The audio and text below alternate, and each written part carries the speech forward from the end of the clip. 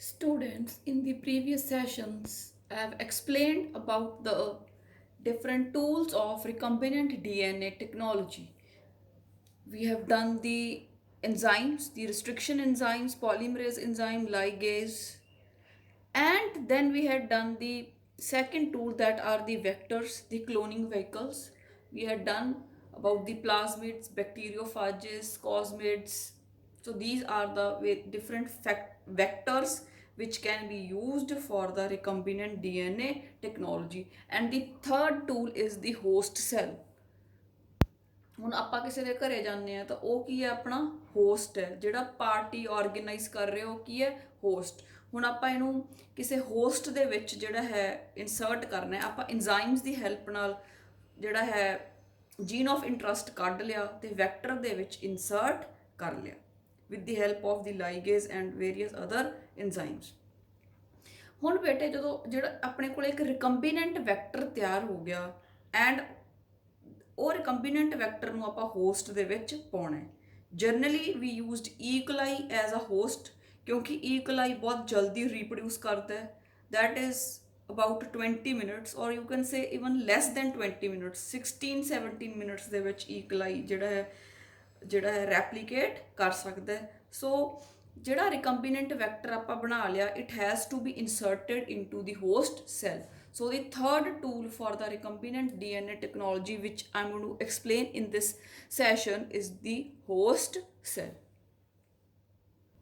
So ਬੱਚੋ ਹੁਣ ਤੱਕ ਆਪਾਂ ਪੜ੍ਹ ਚੁੱਕੇ ਹਾਂ ਕਿ ਆਪਾਂ ਇੱਕ ਬੈਕਟੀਰੀਆ ਜਿਹੜਾ ਹੈ ਉਹ ਯੂਜ਼ ਕਰਦੇ ਹਾਂ ਜਿਹਦੇ ਅੰਦਰ ਪਲਾਜ਼ਮਿਡ ਹੈ ਠੀਕ ਹੈ ਤਾਂ ਆਪਾਂ ਪਲਾਜ਼ਮਿਡ ਵੈਕਟਰ ਜਿਹੜਾ ਹੈ ਉਹਨੂੰ ਰਿਸਟ੍ਰਿਕਸ਼ਨ ਐਂਡੋਨਿਊਕਲੀਅਸ ਨਾਲ ਕੱਟ ਕਰ ਸਕਦੇ ਆ ਠੀਕ ਹੈ ਤੇ ਜਿਹੜਾ ਇਹ ਪਲਾਜ਼ਮਿਡ ਹੈ it will carry the gene of interest the foreign gene ਕੀ ਜਿਹੜਾ ਬੈਕਟੀਰੀਆ ਉਹਦੇ ਕੋਲੇ ਇੱਕ ਵੈਕਟਰ ਹੈ ਦੈਟ ਇਜ਼ ਦੀ ਪਲਾਜ਼ਮਿਡ ਨੂੰ ਆਪਾਂ ਰਿਸਟ੍ਰਿਕਸ਼ਨ ਐਂਜ਼ਾਈਮਸ ਦੇ ਨਾਲ ਕੱਟ ਕਰ ਸਕਦੇ ਆ ਤੇ ਜਿਹੜਾ ਪਲਾਜ਼ਮਿਡ ਹੈ it can carry the foreign jean of interest ਫਿਰ ਬੇਟੇ ਜਿਹੜਾ ਕੋਈ ਹੋਰ ਸੈੱਲ ਹੈ ਸਪੋਜ਼ ਹਿਊਮਨ ਸੈੱਲ ਹੈ ਤਾਂ ਉਹਦੇ ਵਿੱਚੋਂ ਆਪਾਂ ਰਿਸਟ੍ਰਿਕਸ਼ਨ ਐਂਜ਼ਾਈਮ ਦੀ ਹੈਲਪ ਦੇ ਨਾਲ ਹੀ ਉਸ ਡੀਐਨਏ ਸੈਗਮੈਂਟ ਤੋਂ ਜੀਨ ਆਫ ਇੰਟਰਸਟ ਹੈ ਜਿਹੜਾ ਉਹ ਵੀ ਆਈਸੋਲੇਟ ਕਰ ਸਕਦੇ ਹਾਂ ਬਟ ਧਿਆਨ ਰੱਖਣ ਵਾਲੀ ਗੱਲ ਇਹ ਹੈ ਜਿਸ ਰਿਸਟ੍ਰਿਕਸ਼ਨ ਐਂਡੋਨਿਊਕਲੀਅਸ ਨਾਲ ਆਪਾਂ ਪਲਾਜ਼ਮਿਡ ਨੂੰ ਕੱਟਿਆ ਉਹਦੇ ਨਾਲ ਹੀ ਆਪਾਂ ਡੀਐਨਏ ਨੂੰ ਕੱਟਾਂਗੇ ਜਿਸ ਵਿੱਚੋਂ ਆਪਾਂ ਜੀਨ ਆਫ ਇੰਟਰਸਟ ਲੈਣਾ ਹੈ and that gene of interest is inserted in the plasmid ਆ plasmid ਸੀ green color ਦਾ ਮੈਂ ਦਿਖਾਇਆ ਇਹਨੂੰ ਬਾਹਰ ਕੱਢਿਆ ਇਹਦੇ ਵਿੱਚ ਆਪਾਂ gene of interest ਜਿਹੜਾ red color ਦਾ ਮੈਂ ਦਿਖਾ ਰਹੀ ਹਾਂ ਉਹ ਐਡ ਕਰਤਾ ਹੁਣ ਇਹ ਜਿਹੜਾ ਆ plasmid ਹੈ ਇਹਦੇ ਕੋਲ ਦੋ ਤਰ੍ਹਾਂ ਦੇ ਡੀਐਨਏ ਇੱਕ ਤਾਂ ਆਪਣਾ ਡੀਐਨਏ ਇੱਕ ਜਿਹੜਾ ਹਿਊਮਨ ਡੀਐਨਏ ਜਿਹੜਾ ਜੀਨ ਆਫ ਇੰਟਰਸਟ ਸਪੋਜ਼ ਆਪਾਂ ਇਨਸੂਲਿਨ ਦੀ ਹਮੇਸ਼ਾ ਗੱਲ ਕਰਦੇ ਹਾਂ ਜੀਨ ਫॉर द ਇਨਸੂਲਿਨ ਇਸ ਪਲਾਜ਼ਮਿਡ ਨੂੰ ਜਿਹਦੇ ਕੋਲੇ ਦੋ ਤਰ੍ਹਾਂ ਦਾ ਡੀਐਨਏ ਆ ਗਿਆ ਜਿਹਦੇ ਕੋਲੇ ਜੀਨ ਆਫ ਇੰਟਰਸਟ ਹੈ ਇਸ ਕਾਲਡ ਦੀ ਰਿਕੰਬੀਨੈਂਟ ਡੀਐਨਏ ਪਲਾਜ਼ਮਿਡ ਠੀਕ ਹੈ ਬੇਟੇ ਦੋਨੋਂ ਜਦੋਂ ਆਪਾਂ ਸੇਮ ਰਿਸਟ੍ਰਿਕਸ਼ਨ ਐਂਡੋਨਿਊਕਲੀਅਸ ਨਾਲ ਕੱਟਿਆ ਤਾਂ both of them got the complementary sticky ends and they were joined to form a recombinant DNA. ਫਿਰ ਬੇਟੇ with the help of antibiotic resistant gene and the color gene ਜਿਹੜਾ ਆਪਾਂ ਬੀਟਾ ਗਲੈਕਟੋਸਿਡੇਜ਼ ਕੀਤਾ we can identify the recombinants and the non-recombinants. We can choose the transformants and we can eliminate the non-transformants because we don't need the non-transformants. ਆਪਾਂ ਨੂੰ recombinants ਚਾਹੀਦੇ ਆ ਕਿਉਂਕਿ ਆਪਾਂ ਆਪਦੇ gene of interest ਦੀਆਂ multiple copies produce ਕਰਨੀ ਹੈ ਹੁਣ ਬੇਟੇ ਇੰਨੀ ਗੱਲ ਤਾਂ ਆ ਗਈ ਸਾਰੀ ਸਮਝ ਆਪਾਂ ਇੰਨਾ ਇਹ ਚੀਜ਼ਾਂ ਨੂੰ ਆਪਾਂ ਡਿਟੇਲ 'ਚ ਪੜ੍ਹ ਲਿਆ ਠੀਕ ਹੈ how to make a recombinant DNA plasmid ਹੁਣ ਬੇਟੇ ਅਗਲੀ ਗੱਲ ਹੈ ਕਿ ਆਪਾਂ ਕਿਹਾ ਵੀ ਜਿਹੜਾ ਰਿਕੰਬੀਨੈਂਟ ਡੀਐਨਏ ਬਣ ਗਿਆ it has to be put to the host cell ਹੁਣ ਹੋਸਟ ਸੈੱਲ ਦੇ ਵਿੱਚ ਪਾਉਣਾ ਹੈ ਹੋਸਟ ਉਹ ਲੈਣਾ ਹੈ ਜੋ ਇਹਦੀਆਂ ਬਹੁਤ ਸਾਰੀਆਂ ਕਾਪੀਜ਼ ਪ੍ਰੋਡਿਊਸ ਕਰਦੇ in a very less period of time ਬਹੁਤ ਜਲਦੀ ਬਹੁਤ ਥੋੜਾ ਸਮਾਂ ਲੈ ਕੇ ਇਹਦੇ ਵਰਗੀਆਂ ਹਜ਼ਾਰਾਂ ਕਾਪੀਜ਼ ਪ੍ਰੋਡਿਊਸ ਕਰਦੇ ਤਾਂ ਆਪਾਂ ਈਕਲਾਈ ਯੂਜ਼ ਕਰ ਰਹੇ ਹਾਂ ਐਜ਼ ਅ ਹੋਸਟ ਹੁਣ ਕੁਐਸਚਨ ਅਰਾਈਜ਼ਸ ਕਿ ਜਿਹੜਾ ਆਪਾਂ ਰਿਕੰਬੀਨੈਂਟ ਡੀਐਨਏ ਬਣਾ ਲਿਆ, ਇਹਨੂੰ ਆਪਾਂ ਈਕਲਾਈ ਦੇ ਅੰਦਰ ਕਿੱਦਾਂ ਪਾਉਣਾ ਹੈ, ਕਿਵੇਂ ਇਨਸਰਟ ਕਰਨਾ ਹੈ, ਕਿਵੇਂ ਬੈਕਟੀਰੀਅਲ ਸੈੱਲ ਦੇ ਅੰਦਰ ਆ ਰਿਕੰਬੀਨੈਂਟ ਡੀਐਨਏ ਨੂੰ ਭੇਜਣਾ ਹੈ, ਠੀਕ ਹੈ, ਇਹਨੂੰ ਕਿਵੇਂ ਪਾਉਣਾ ਹੈ। ਹੁਣ ਸੈੱਲ ਬਹੁਤ ਛੋਟਾ ਹੈ, ਮਾਈਕਰੋਸਕੋਪਿਕ ਹੈ, ਕੋਈ ਵੱਡੀ ਚੀਜ਼ ਹੋਵੇ, ਮੰਨ ਲਓ ਮੈਂ ਕੌਲੀ ਦੇ ਵਿੱਚ ਬਿਸਕਿਟ ਪਾਉਣੇ, ਮੈਂ ਬਿਸਕਿਟ ਚੱਕੂ ਕੌਲੀ 'ਚ ਪਾ ਲੂੰ, it is not like that, ਠੀਕ ਹੈ। ਬਹੁਤ ਮਾਈਕਰੋ ਪ੍ਰੋਸੈਸਿਸ ਹੈ, ਮਾਈਕਰੋਸਕੋਪ ਦੇ ਅੰਦਰ ਹੀ ਹੁੰਦੇ ਆ। ਆਪਾਂ ਨੂੰ ਪਤਾ ਹੈ cell itself is can be seen only under the microscope. So ਬਹੁਤ ਮਿਨਿਊਟ ਚੀਜ਼ਾਂ, ਬਹੁਤ ਛੋਟੀਆਂ ਚੀਜ਼ਾਂ, ਠੀਕ ਹੈ, ਬਹੁਤ ਮਤਲਬ it is quite difficult to handle these things. ਤਾਂ ਬੇਟੇ how to put this recombinant DNA into the host, ਠੀਕ ਹੈ। ਹੋਸਟ 'ਚ ਪਾ ਦਾਂਗੇ, host cell will multiply and we will get a large number of the copies, ਠੀਕ ਹੈ। ਦੇਖੋ ਆਪਾਂ ਹੋਰ ਮੈਂ ਦੱਸਦਾ ਇੱਥੇ ਇਸ ਵੀਡੀਓ ਦੇ ਵਿੱਚ ਮੈਂ ਇਹ ਐਕਸਪਲੇਨ ਕਰਨਾ ਹੈ ਕਿ ਜਿਹੜਾ ਰਿਕੰਬੀਨੈਂਟ ਡੀਐਨਏ ਆਪਾਂ ਤਿਆਰ ਕਰ ਲਿਆ, ਇਹਨੂੰ ਆਪਾਂ ਈਕਲਾਈ ਦੇ ਅੰਦਰ ਕਿਵੇਂ ਭੇਜਣਾ ਹੈ, ਕਿਵੇਂ ਇਨਸਰਟ ਕਰਨਾ ਹੈ, ਠੀਕ ਹੈ। ਤਾਂ ਡਿਫਰੈਂਟ ਮੈਥਡਸ ਹੈ ਜਿਨ੍ਹਾਂ ਦੇ ਰਾਹੀਂ, ਜਿਨ੍ਹਾਂ ਨੂੰ ਯੂਜ਼ ਕਰਕੇ ਆਪਾਂ ਇਹਨੂੰ ਇਹਦੇ ਵਿੱਚ ਇੰਟਰੋਡਿਊਸ ਕਰਾ ਸਕਦੇ ਹਾਂ। ਫਿਰ ਬੇਟਾ ਜਦੋਂ ਇੱਕ ਵਾਰ ਇੰਟਰੋਡਿਊਸ ਹੋ ਗਿਆ ਤਾਂ ਉਸ ਤੋਂ ਬਾਅਦ ਇਹ ਮਲਟੀਪਲਾਈ ਕਰੂਗਾ। I told you within 20 minutes it is going to divide into 2 daughter cells। ਹੁਣ ਜਿਹੜਾ ਆਪਣਾ ਆਹ ਵਾਲਾ ਸੀਗਾ ਰਿਕੰਬੀਨੈਂਟ ਪਲਾਜ਼ਮਿਡ, ਇਹਦੀ ਇੱਕ ਕਾਪੀ ਆ ਬਣ ਗਈ, ਇੱਕ ਕਾਪੀ ਆ ਬਣ ਗਈ, it is carrying the jean of interest. ਫਿਰ ਆ ਅੱਗੇ ਦੋਵਾਂ 'ਚ ਡਿਵਾਈਡ ਕਰ ਜੂਗਾ, ਆ ਵੀ ਅੱਗੇ ਦੋਵਾਂ 'ਚ ਕਰ ਜੂਗਾ ਵਿਦਿਨ 20 ਮਿੰਟਸ। ਦੈਨ ਬਹੁਤ ਜਲਦੀ ਜਿਹੜਾ ਹੈ ਮਲਟੀਪਲ ਕਾਪੀਜ਼ ਜਿਹੜੀਆਂ ਆਪਾਂ ਨੂੰ ਜੀਨ ਆਫ ਇੰਟਰਸਟ ਦੀਆਂ ਮਿਲ ਜਾਣਗੀਆਂ। ਜਦੋਂ ਬੇਟੇ ਆਪਣਾ ਜੀਨ ਆਫ ਇੰਟਰਸਟ ਜਿਹੜਾ ਹੈ ਇਕਲਾਈ ਦੇ ਅੰਦਰ ਚਲਾ ਗਿਆ ਤਾਂ ਇਹ ਜੀਨ ਸਪੈਸ਼ਲ ਪ੍ਰੋਟੀਨਸ ਪੈਦਾ ਕਰੂਗਾ, ਠੀਕ ਹੈ। ਹਰ ਇੱਕ ਜੀਨ ਜਿਹੜਾ ਹੈ ਉਹ ਜਿਹੜਾ ਆਪਾਂ ਕਹਿ ਸਕਦੇ ਹਾਂ ਵੀ ਇਨਫੋਰਮੇਸ਼ਨ ਕੈਰੀ ਕਰਦਾ ਹੈ। ਫਿਰ ਜਿਹੜਾ ਹੈ ਟਰਾਂਸਕ੍ਰਿਪਸ਼ਨ ਹੋ ਜਾਂਦੀ ਹੈ, ਫਿਰ ਟਰਾਂਸਲੇਸ਼ਨ ਹੋ ਜਾਂਦੀ ਹੈ, ਅਤੇ ਜਿਹੜਾ ਪ੍ਰੋਟੀਨ ਹੈ ਉਹ ਆਪਾਂ ਨੂੰ ਚਾਹੀਦਾ ਹੁੰਦਾ ਉਹ ਬਣ ਜਾਂਦਾ। ਜਿਵੇਂ ਬੇਟੇ ਉਹ ਪ੍ਰੋਟੀਨ ਹੋ ਸਕਦਾ, ਗਰੋਥ ਹਾਰਮੋਨ ਹੋ ਸਕਦਾ, ਤਾਂ ਉਹ ਪ੍ਰੋਟੀਨ ਨੂੰ ਆਪਾਂ ਕੱਢ ਕੇ ਇਹਦੇ ਵਿੱਚੋਂ ਅਤੇ ਉਹਦੇ ਤੋਂ ਆਪਾਂ ਅੱਗੇ ਹਾਰਮੋਨਸ ਬਣਾ ਸਕਦੇ ਹਾਂ। ਅਤੇ ਜਿਹੜੇ ਆਦਮੀਆਂ ਨੂੰ ਗਰੋਥ ਹਾਰਮੋਨਸ ਦੀ ਜ਼ਰੂਰਤ ਹੈ ਉਹਨਾਂ ਨੂੰ ਆਪਾਂ ਦੇ ਸਕਦੇ ਹਾਂ। ਜਾਂ ਆਪਾਂ ਇਹ ਜੀਨਸ ਨੂੰ ਹੀ ਕੱਢ ਸਕਦੇ ਹਾਂ, ਜਿਹੜੇ ਜੀਨਸ ਰੈਪਲੀਕੇਟ ਕਰਕੇ ਜੀਨ ਆਫ ਇੰਟਰਸਟ ਦੀਆਂ ਬਹੁਤ ਸਾਰੀਆਂ ਕਾਪੀਜ਼ ਮਿਲ ਜਾਣਗੀਆਂ ਆਪਾਂ ਨੂੰ, ਉਹਦੇ ਤੋਂ ਅੱਗੇ ਆਪਾਂ ਰਿਸਰਚ ਕਰ ਸਕਦੇ ਹਾਂ। ਅਤੇ ਜਾਂ ਫਿਰ ਜਿਹੜੇ ਪ੍ਰੋਟੀਨਸ ਬਣ ਗਏ ਇਹਨਾਂ ਨੂੰ ਆਪਾਂ ਯੂਜ਼ ਕਰਕੇ ਜਿਸ ਤਰ੍ਹਾਂ ਦੀ ਵੀ ਆਪਾਂ ਨੂੰ ਚੀਜ਼ ਹੈ, ਜਿਵੇਂ ਆਪਾਂ ਨੂੰ ਇਨਸੂਲਿਨ ਚਾਹੀਦੀ ਸੀ ਤਾਂ ਇਹ ਪ੍ਰੋਟੀਨ ਬਣ ਗਿਆ ਜਿਹਦੇ ਤੋਂ ਇਨਸੂਲਿਨ ਪੈਦਾ ਕੀਤੀ ਜਾ ਸਕਦੀ ਹੈ। ਸੋ this is how the things work. ਸੋ ਬੇਟੇ ਜਿਹੜਾ ਆਪਾਂ ਹੋਸਟ ਲੈ ਰਹੇ ਹਾਂ ਉਹਨੂੰ ਆਪਾਂ ਕਹਿੰਦੇ ਹਾਂ ਕੰਪੀਟੈਂਟ ਹੋਸਟ, ਠੀਕ ਹੈ। Competent host is essential for the transformation with the recombinant DNA. Now, what is competent? Competence ਕੀ ਹੈ? It is the ability of a cell to pick up the genes and plasmids from outside. ਆਪਾਂ ਤੁਹਾਨੂੰ ਦੱਸਿਆ ਕਿ ਜਿਹੜਾ ਆਪਾਂ ਰਿਕੰਬੀਨੈਂਟ ਪਲਾਜ਼ਮਿਡ ਤਿਆਰ ਕੀਤਾ ਹੈ, ਠੀਕ ਹੈ, ਇਹ ਆਪਾਂ ਇਹਦੇ ਵਿੱਚ ਇਨਸਰਟ ਕਰਨਾ। ਜਿਹੜਾ ਬੈਕਟੀਰੀਆ ਦਾ ਸੈੱਲ ਹੈ, ਈਕਲਾਈ ਦਾ ਸੈੱਲ ਹੈ, ਇਹਦੀ ਅਬਿਲਿਟੀ ਕਿ ਇਹ ਕਿਸ ਤਰ੍ਹਾਂ ਦੇ ਨਾਲ ਜਿਹੜਾ ਆ ਨਵਾਂ ਰਿਕੰਬੀਨੈਂਟ ਡੀਐਨਏ ਬਣਾਇਆ ਜਿਹਦੇ ਵਿੱਚ ਨਵੇਂ ਜੀਨਸ ਹੈ ਉਹਨੂੰ ਆਪਦੇ ਅੰਦਰ ਪਿਕ ਕਰਦਾ, ਆਪਦੇ ਅੰਦਰ ਲਿਜਾਂਦਾ। This is called as competence, is the ability of a cell to pick up genes and plasmids from outside। ਜਿਹੜੇ ਬਾਹਰ ਆਪਾਂ ਰਿਕੰਬੀਨੈਂਟ ਪਲਾਜ਼ਮਿਡਸ ਬਣਾਏ ਹੈ ਉਹਨਾਂ ਨੂੰ ਕਿਵੇਂ ਪਿਕ ਕਰਦਾ ਹੈ, ਕਿਵੇਂ ਆਪਦੇ ਅੰਦਰ ਲੈ ਕੇ ਜਾਂਦਾ ਹੈ। ਦਿਸ ਇਜ਼ ਕਾਲਡ ਦੀ ਕੰਪੀਟੈਂਸ। ਫਿਰ ਆਪਾਂ ਕਿਹਾ ਕਿ ਜਿਹੜਾ ਕੰਪੀਟੈਂਟ ਹੋਸਟ ਹੈ is essential for transformation। what is transformation? A process by which a cell takes up the naked DNA fragments from the environment, ਠੀਕ ਹੈ। ਬਾਹਰੋਂ ਲੈਂਦਾ DNA ਦੇ ਫਰੈਗਮੈਂਟ ਤੇ ਆਪਦੇ ਅੰਦਰ ਲਿਜਾ ਕੇ ਆਪਦੇ ਕ੍ਰੋਮੋਸੋਮਲ DNA ਦੇ ਨਾਲ ਜੋੜ ਲੈਂਦਾ ਤੇ ਫਿਰ ਫਾਈਨਲੀ ਜਿਸ ਤਰ੍ਹਾਂ ਦੇ ਪ੍ਰੋਟੀਨਸ ਤੇ ਐਂਜ਼ਾਈਮਸ ਆਪਾਂ ਨੂੰ ਚਾਹੀਦੇ ਹੁੰਦੇ ਆ, ਜਿਸ ਕਰਕੇ ਆਪਾਂ ਉਹ ਜੀਨ ਆਫ ਇੰਟਰਸਟ ਪਾ ਰਹੇ ਹਾਂ, ਉਹਨਾਂ ਨੂੰ ਬਣਾਉਣਾ, ਉਹਨਾਂ ਨੂੰ ਪੈਦਾ ਕਰੇ। ਦਿਸ ਇਜ਼ ਕਾਲਡ ਐਜ਼ ਟਰਾਂਸਫਾਰਮੇਸ਼ਨ। ਹੁਣ ਆਪਾਂ ਜਿੰਨੇ ਵੀ ਟੂਲਸ ਇਸ ਚੈਪਟਰ ਵਿੱਚ ਪੜ੍ਹ ਲਏ ਤਾਂ ਉਹਨਾਂ ਨੇ ਬੇਟੇ ਰਿਕੰਬੀਨੈਂਟ ਡੀਐਨਏ ਮੋਲੀਕਿਊਲ ਬਣਾ ਦੇਣਾ ਲੈਬ ਦੇ ਵਿੱਚ, ਤੇ ਫਾਈਨਲੀ ਜਿਹੜੀ ਉਹਦੀ ਰੈਪਲੀਕੇਸ਼ਨ ਹੋਣੀ ਹੈ ਉਹਨੇ ਬਹੁਤ ਸਾਰੀਆਂ ਕਾਪੀਜ਼ ਪੈਦਾ ਕਰਨੀਆਂ, ਠੀਕ ਹੈ। that is going to take place in the host, in the living system। Recombinant DNA ਤਾਂ ਆਪਾਂ ਲੈਬ 'ਚ ਬਣਾ ਲਿਆ, ਫਿਰ ਰਿਕੰਬੀਨੈਂਟ ਡੀਐਨਏ ਨੂੰ ਆਪਾਂ ਈਕਲਾਈ ਜਿਹੜਾ ਕਿ ਇੱਕ ਲਿਵਿੰਗ ਸਿਸਟਮ ਹੈ, ਜਿਹੜਾ ਕਿ ਇੱਕ ਹੋਸਟ ਹੈ, ਉਹਦੇ ਵਿੱਚ ਇੰਟਰੋਡਿਊਸ ਕਰਾ ਦਾਂਗੇ ਤੇ ਫਿਰ ਉਹਦੀ ਪ੍ਰੋਪੇਗੇਸ਼ਨ ਹੋਣੀ ਹੈ, ਫਿਰ ਉਹਦੀਆਂ ਮਲਟੀਪਲ ਕਾਪੀਜ਼ ਬਣਨੀਆਂ। ਤਾਂ ਬੇਟੇ ਆਪਣੇ ਕੋਲ ਬਹੁਤ ਤਰ੍ਹਾਂ ਦੇ ਹੋਸਟ ਹੁੰਦੇ ਆ। ਈਕਲਾਈ ਮੈਂ ਤੁਹਾਨੂੰ ਦੱਸਤਾ ਕਿ ਆਪਾਂ ਜ਼ਿਆਦਾਤਰ ਤਾਂ ਯੂਜ਼ ਕਰਦੇ ਹਾਂ ਕਿਉਂਕਿ ਇਹ ਬਹੁਤ ਜਲਦੀ ਡਿਵਾਈਡ ਕਰਦਾ। Yeast animal and plant cells, ਠੀਕ ਹੈ, ਇਹ ਵੀ ਆਪਾਂ ਯੂਜ਼ ਕਰ ਸਕਦੇ ਹਾਂ ਫॉर ਦੀ ਜੈਨੇਟਿਕ ਇੰਜੀਨੀਅਰਿੰਗ। ਕਿਸ ਤਰ੍ਹਾਂ ਦਾ ਆਪਾਂ, ਠੀਕ ਹੈ, ਈਕਲਾਈ ਈਸਟ ਆ ਸਾਰੇ ਆਪਾਂ ਯੂਜ਼ ਕਰ ਸਕਦੇ ਹਾਂ। ਹੁਣ ਬੇਟੇ ਆਪਾਂ ਕਿਸ ਤਰ੍ਹਾਂ ਦਾ ਜਿਹੜਾ ਐਕਸਪੈਰੀਮੈਂਟ ਕਰਨਾ ਹੈ ਉਸੇ ਤਰ੍ਹਾਂ ਦਾ ਹੋਸਟ ਹੈ ਜਿਹੜਾ ਉਹ ਆਪਾਂ ਲੈ ਲੈਂਦੇ ਹਾਂ।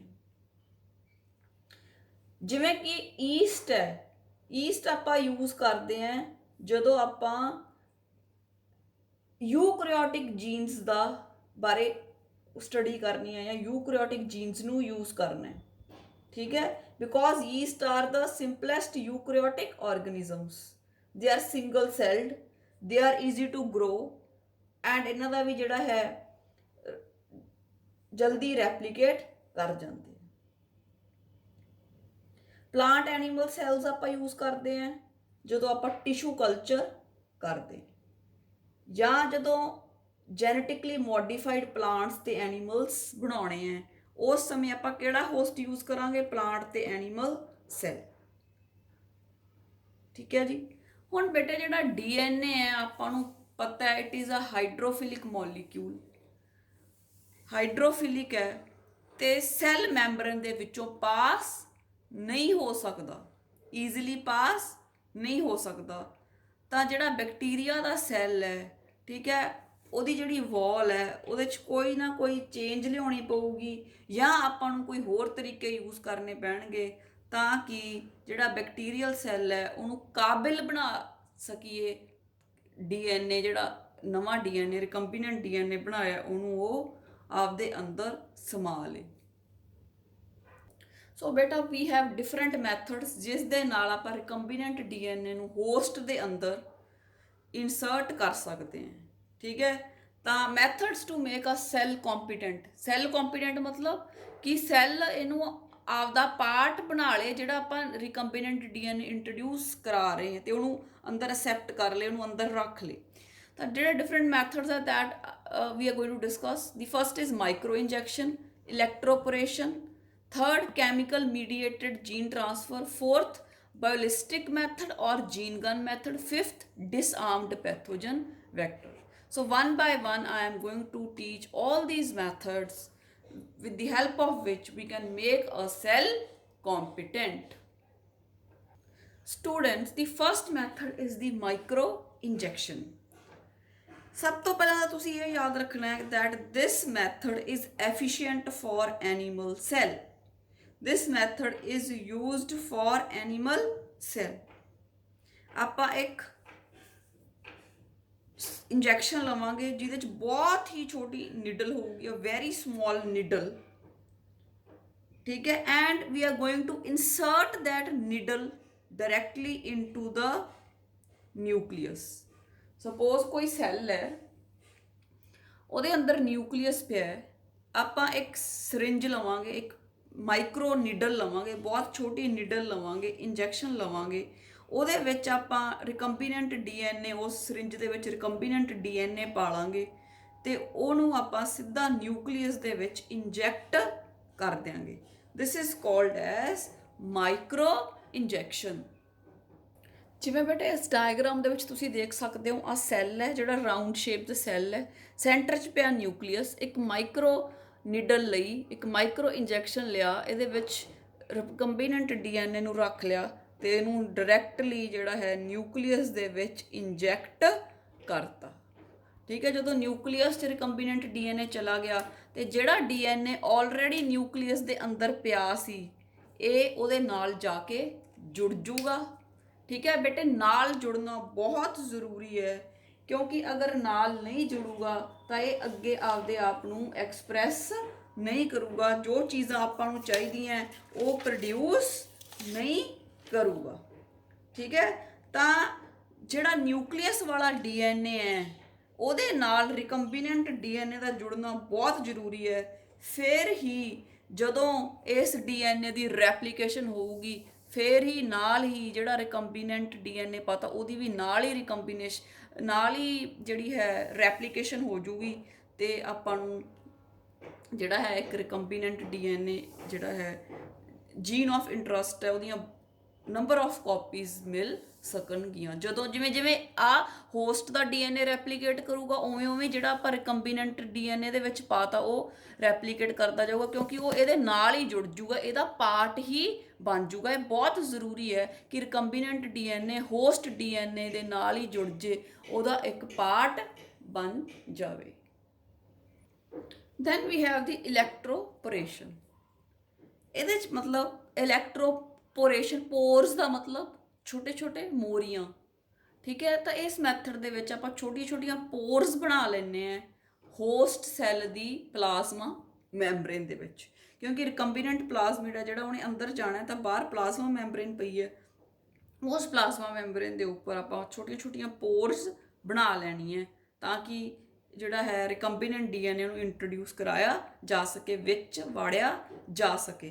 ਤਾਂ ਇਸ ਲਈ ਬੇਟੇ ਸੈੱਲ ਨੂੰ ਡਾਈਵੈਲੈਂਟ ਕਟਾਇਨਸ ਨਾਲ ਜਿਹੜਾ ਹੈ ਟ੍ਰੀਟ ਕੀਤਾ ਜਾਂਦਾ ਹੈ, ਉਹਨੂੰ ਡਾਈਵੈਲੈਂਟ ਕਟਾਇਨਸ ਦੇ ਵਿੱਚ ਰੱਖਿਆ ਜਾਂਦਾ ਹੈ, ਉਸ ਮੀਡੀਅਮ ਦੇ ਵਿੱਚ ਰੱਖਿਆ ਜਾਂਦਾ ਹੈ ਜਿਹਦੇ ਵਿੱਚ ਡਾਈਵੈਲੈਂਟ ਕਟਾਇਨਸ ਹੁੰਦੇ। ਡਾਈਵੈਲੈਂਟ ਮਤਲਬ ਜਿਨ੍ਹਾਂ ਦੀ ਵੈਲੈਂਸੀ 2 ਹੋਵੇ, ਜਿਵੇਂ calcium 2 positive, magnesium 2 positive, right. ਜਦੋਂ ਆਪਾਂ ਸੈੱਲ ਨੂੰ ਕੈਲਸ਼ੀਅਮ 2 ਪੋਜ਼ਿਟਿਵ ਜਾਂ ਮੈਗਨੀਸ਼ੀਅਮ 2 ਪੋਜ਼ਿਟਿਵ ਮੀਡੀਅਮ ਦੇ ਵਿੱਚ ਰੱਖਾਂਗੇ ਤਾਂ ਉਸ ਸੈੱਲ ਦੀ ਉਹਦੇ ਵਿੱਚ ਅੰਦਰ ਪੋਰਸ ਹੋ ਜਾਣਗੇ ਉਹਦੀ ਪਲਾਜ਼ਮਾ ਮੈਂਬਰੇਨ ਦੇ ਵਿੱਚ, ਤੇ ਡੀਐਨਏ ਨੂੰ ਲੈਣ ਦੀ ਐਫੀਸ਼ੀਐਂਸੀ ਵੱਧ ਜਾਊਗੀ। ਠੀਕ ਹੈ, ਡੀਐਨਏ ਨੈਗੇਟਿਵ ਚਾਰਜਡ ਹੈ ਤੇ ਜਿਹੜਾ ਆਪਾਂ ਕੈਲਸ਼ੀਅਮ ਲਿਆ ਉਹ ਪੋਜ਼ਿਟਿਵਲੀ ਚਾਰਜ ਹੈ, ਤਾਂ ਡੀਐਨਏ ਈਜ਼ੀਲੀ ਪੋਜ਼ਿਟਿਵ ਚਾਰਜ ਵੱਲ ਮੂਵ ਕਰ ਜੂਗਾ ਤੇ ਉਹਦਾ ਅੰਦਰ ਜਾਣਾ ਆਸਾਨ ਹੋ ਜੂਗਾ। ਇਸ ਕਰਕੇ ਆਪਾਂ 2 ਪੋਜ਼ਿਟਿਵ ਲਿਆ ਹੈ, ਕਿਉਂਕਿ ਡੀਐਨਏ ਤੇ 1 ਨੈਗੇਟਿਵ ਚਾਰਜ ਹੈ ਤੇ ਉਹ ਈਜ਼ੀਲੀ 2 ਪੋਜ਼ਿਟਿਵ ਚਾਰਜ ਵੱਲ ਮੂਵ ਕਰੇਗਾ। Next we have the chemical mediated gene transfer. ਇਸ ਮੈਥਡ ਦੇ ਵਿੱਚ ਬੇਟੇ ਕੁਝ ਕੈਮੀਕਲਸ ਯੂਜ਼ ਕੀਤੇ ਜਾਂਦੇ ਹੈ ਲਾਈਕ PEG, ਪੋਲੀਇਥਾਈਲੀਨ ਗਲਾਈਕੋਲ। ਤਾਂ ਇਹਦੇ ਨਾਲ ਜਿਹੜਾ ਹੈ ਰਿਕੰਬੀਨੈਂਟ ਡੀਐਨਏ ਨੂੰ ਹੋਸਟ ਦੇ ਸੈੱਲ ਵਿੱਚ ਇੰਟਰੋਡਿਊਸ ਕੀਤਾ ਜਾ ਸਕਦਾ ਹੈ। The next very important method which is generally asked in the exams is the gene gun method or the biolistic method। ਤਾਂ ਇੱਥੇ ਬੇਟੇ ਯਾਦ ਰੱਖਣਾ ਜ਼ਰੂਰੀ ਹੈ ਕਿ ਇਹ ਮੈਥਡ ਪਲਾਂਟਸ ਦੇ ਵਿੱਚ ਯੂਜ਼ ਹੁੰਦਾ ਹੈ। ਮਾਈਕਰੋ ਇੰਜੈਕਸ਼ਨ ਵਾਲਾ is used in the animals, gene gun is used in the plant cells. ਇਹਦੇ ਵਿੱਚ ਕੀ ਹੈ ਬੇਟੇ, ਇੱਕ ਗਨ ਜਿਵੇਂ ਬੰਦੂਕ ਹੁੰਦੀ ਹੈ, ਠੀਕ ਹੈ, ਉਹਦੇ ਵਿੱਚ ਕੀ ਕਰਦੇ ਹੈ, ਗੋਲਡ ਜਾਂ ਟੰਗਸਟਨ ਲੈ ਲੈਂਦੇ ਆ, ਇਹ ਐਲੀਮੈਂਟਸ ਲੈ ਲੈਂਦੇ ਆ ਤੇ ਉਹਨਾਂ ਦੇ ਉੱਪਰ ਰਿਕੰਬੀਨੈਂਟ ਡੀਐਨਏ ਰੱਖ ਲੈਂਦੇ ਆ। ਠੀਕ ਹੈ, ਜਿਵੇਂ ਆਪਾਂ ਰੌਂਦ ਭਰ ਲੈਂਦੇ ਆ ਵਿੱਚ ਤੇ ਗੋਲੀ ਚਲਾਉਣੇ ਆ, ਸਿਮਿਲਰਲੀ ਉਸ ਤਰ੍ਹਾਂ ਦਾ ਹੀ ਮੈਕੈਨਿਜ਼ਮ ਹੈ।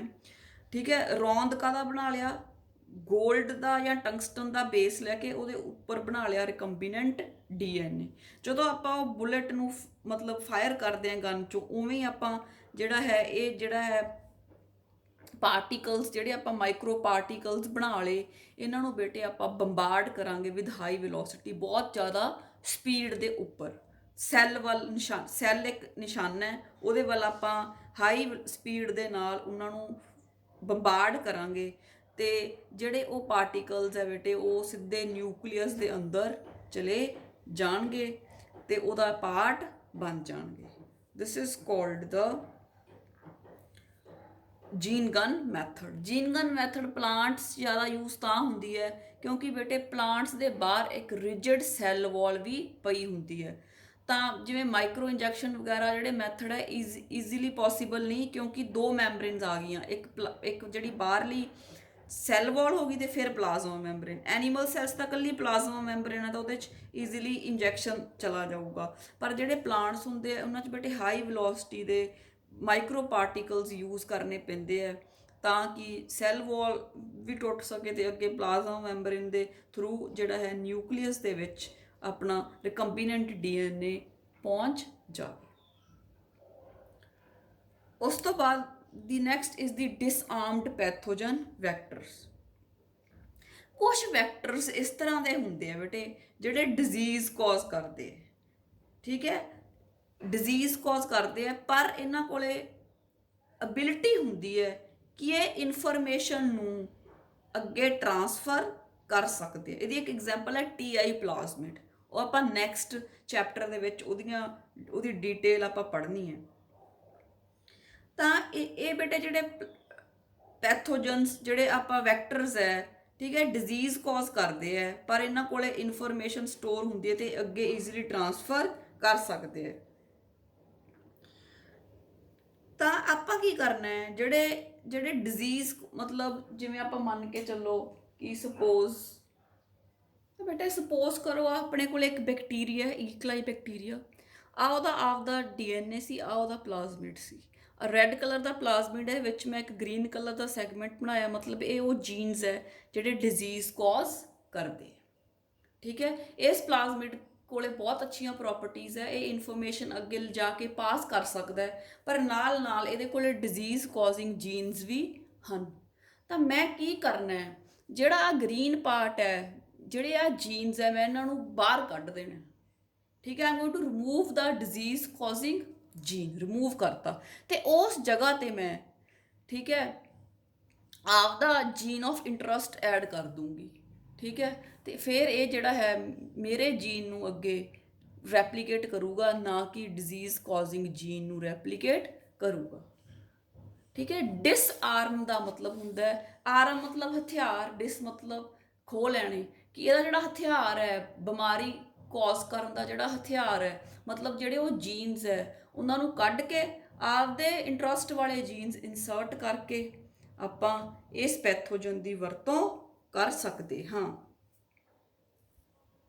ਤੇ ਜਦੋਂ ਰੈਪਲੀਕੇਟ ਕਰੇਗਾ ਇਹ ਤਾਂ ਆਪਣਾ ਕੰਮ ਕਰੂਗਾ, ਬਿਮਾਰੀ ਵਾਲੇ ਜੀਨ ਨਹੀਂ ਪੈਦਾ ਕਰ ਸਕਦਾ, ਠੀਕ ਹੈ। When it is going to allow to infect the cell, transfer the recombinant DNA to the host. ਆਪਾਂ ਇਹਦੇ ਵਿੱਚ ਰਿਕੰਬੀਨੈਂਟ DNA ਪਾਤਾ ਨਾ, ਜਿਹੜਾ ਆਪਾਂ ਨੂੰ ਚਾਹੀਦੇ ਉਹ ਜੀਨਸ ਪਾਤੇ, ਇਹ ਅੱਗੇ ਹੋਸਟ ਤੱਕ ਉਹ ਆਪੇ ਲੈ ਜਾਊਗਾ। ਇਹ ਤਾਂ ਜਾਊਗਾ ਕਿਉਂਕਿ ਇਹਨੇ ਬਿਮਾਰੀ ਕਰਨੀ ਹੈ, ਬਿਮਾਰੀ ਲਾਉਣ ਵਾਲੇ ਜੀਨਸ ਲੈ ਕੇ ਜਾਊ, ਪਰ ਆਪਾਂ ਤਾਂ ਉਹਦੇ ਵਿੱਚ ਉਹ ਕੱਢ ਕੇ ਆਪਦੇ ਜਿਹੜੇ ਚਾਹੀਦੇ ਜੀਨ ਹੈ ਉਹ ਪਾਤੇ। ਤਾਂ ਜਦੋਂ ਇਹ ਜਾਊਗਾ, ਪੈਥੋਜਨ ਉਹੀ ਹੁੰਦੇ ਜਿਹੜੇ ਬਿਮਾਰੀ ਕਰਦੇ ਆ, ਜਦੋਂ ਇਹ ਹੋਸਟ ਸੈੱਲ ਕੋਲੇ ਜਾਊਗਾ ਤਾਂ ਰਿਕੰਬੀਨੈਂਟ ਜਿਹੜਾ DNA ਹੋਸਟ ਨੂੰ ਪਾਸ ਕਰ ਦੂਗਾ। So these were the methods to make a cell competent. We have discussed the 5 methods: microinjection, electroporation, chemical mediated gene transfer, gene gun method or ballistic method, and disarmed pathogen vector. So microinjection and gene gun method are the most important, and disarmed pathogen vectors we are going to discuss when we are going to discuss the applications of biotechnology. We are going to discuss about the TI plasmid over there.